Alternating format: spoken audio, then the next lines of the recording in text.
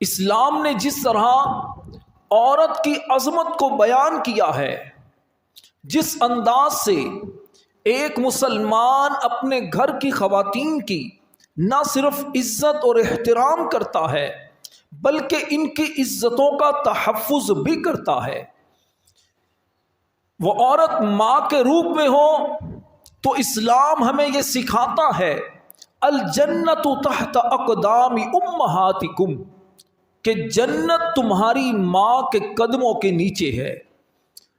اگر وہ عورت بیٹی کے روپ میں ہو تو اسلام ہمیں اس بیٹی کی تعلیم و تربیت، اس سے محبت کا درس دیتا ہے۔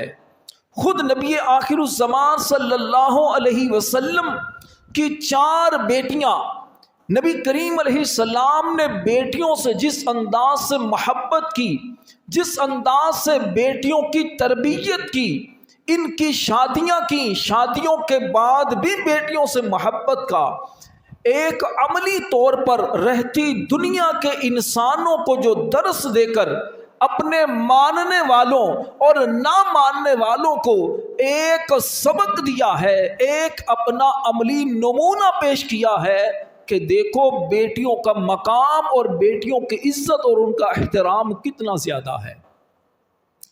اگر وہ عورت بہن کے روپ میں ہو تو اس عورت کو باپ کی صورت میں سائبان بھی دیا، بھائی کی صورت میں عزت کا رکھوالا بھی دیا، اس عورت کو اس کے دیگر رشتہ دار جو خاص طور پر مردوں کے اعتبار سے اگر ہم دیکھیں، چچا، تایا، خاص طور پر ماموں، یہ وہ رشتے ہوتے ہیں جو ایک بیٹی کی، ایک بہن کی عزت کے کس انداز سے رکھوالے ہوتے ہیں۔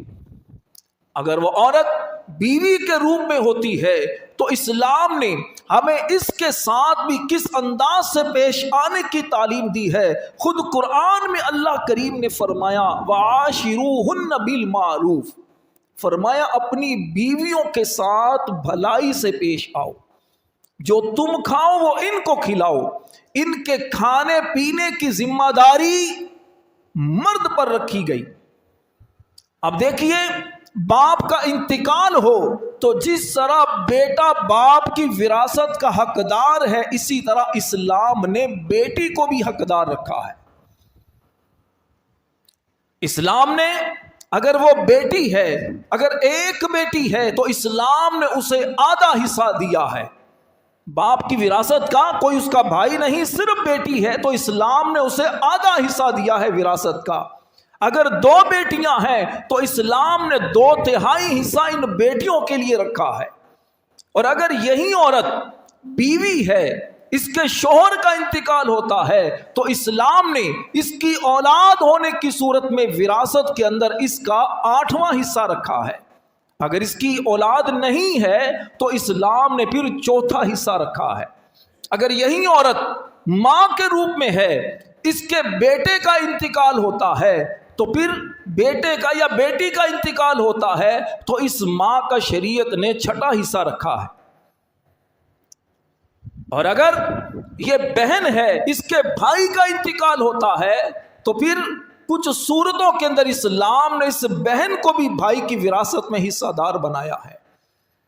اگر یہ عورت نانی ہے تو اپنی بیٹی کے حصے میں سے یہ حصہ پاتی ہے، بیٹی کا انتقال ہو تو اس کی وراثت میں نانی کے طور پر بھی حصہ پاتی ہے۔ اگر دادی ہے تو بھی حصہ پاتی ہے۔ ذرا غور کریں اسلام کتنا خوبصورت مذہب ہے جو عورت کو کتنا مقام دیتا ہے۔ یہ زندہ رہے تب بھی اس کے حقوق کا بیان کیا، یہ دنیا سے چلی جائے تب بھی اس کے حقوق کا خیال رکھا۔ یہ ماں کے روپ میں ہے تب بھی اس کا احترام، بیٹی کے روپ میں ہے تب بھی اس کا احترام۔ اگر یہ رشتہ دار ہے، سگی بیٹی نہیں، یہ اگر دودھ والی بیٹی ہے، یعنی اکٹھے دودھ اگر پیا ہے، آپ کی دودھ شریک بہن ہے، دودھ شریک بیٹی ہے، تب بھی اس کا عزت اور احترام کا اسلام ہمیں درس دیتا ہے۔